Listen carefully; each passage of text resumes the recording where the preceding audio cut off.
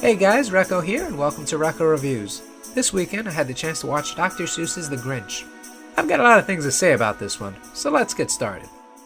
Directed by Scott Mosier and Yarway Cheney, the film stars Benedict Cumberbatch as he plays the role of the Grinch, making this the third time we get a Grinch movie. Actually, now that I think about it, The Grinch is one of those stories that transcends multiple forms of media. It started off as a book, became a 2D animated short, turned into a live-action film, and now it's a 3D animated movie. That's kind of interesting. So if you've seen any of the past Grinch movies, then you pretty much know what the story's about. The Grinch is upset about the materialism and greed involved with Christmas, so he decides to steal all of his neighbor's stuff to prove a point. Throughout this adventure, a bunch of shenanigans happen, and the Grinch eventually learns the true meaning of Christmas. Nothing new here, but it's the execution that really separates the three films. Before seeing this film, I heard critics say it was a bad movie.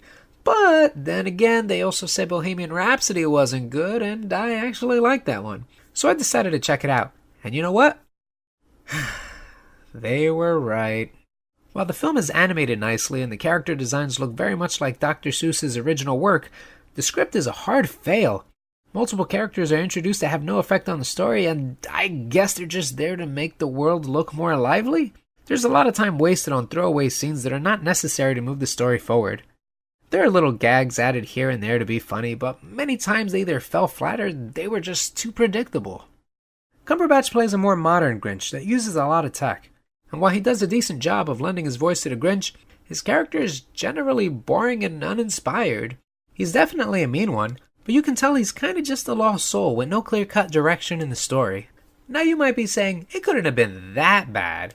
Well, to give you an idea, I paid for the ticket so my family could watch this film with me. When the movie was over, they all felt bad and wanted to pay me back. What? There's only a handful of movies where I legit felt like I wasted my time and money watching them in theaters. And unfortunately, this was one of them. Now some of you might be wondering how the film compares to the others. Well, I like the original film because of its length. It's short and tells a complete story without any filler. Meanwhile, Jim Carrey's Grinch movie was campy, over the top, and full of filler. But Jim Carrey was so entertaining on screen that it didn't even matter. They even managed to add backstory to the Grinch lore, and I liked it. This new Grinch doesn't have the humor and magic of Jim Carrey's movie, and it lacks the importance and impact of the original. The new film added on a backstory, but it's so underdeveloped that you question if the Grinch was really justified in trying to steal Christmas in the first place.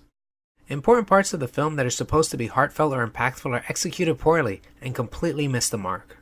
The best parts of this movie were shown in the trailers. Other than that, it kinda just lingers on. At one point, I started to fall asleep in the theaters. Even though the film is shorter than Jim Carrey's film, it still felt too long, and it got really awkward near the end to the point that it started to drag. Honestly, you probably could have cut out about 20 minutes out of the film, and you would have had a better movie. So I can't recommend this film to anyone unless they have small children or they just really like the Grinch. I think this film should have been a straight-to-video release, more so than a theatrical one. If I paid $5 for this movie in a discount bin and watched it at home, I'd be disappointed. But hey, you get what you paid for, right? But to watch this at theaters at full price was a waste.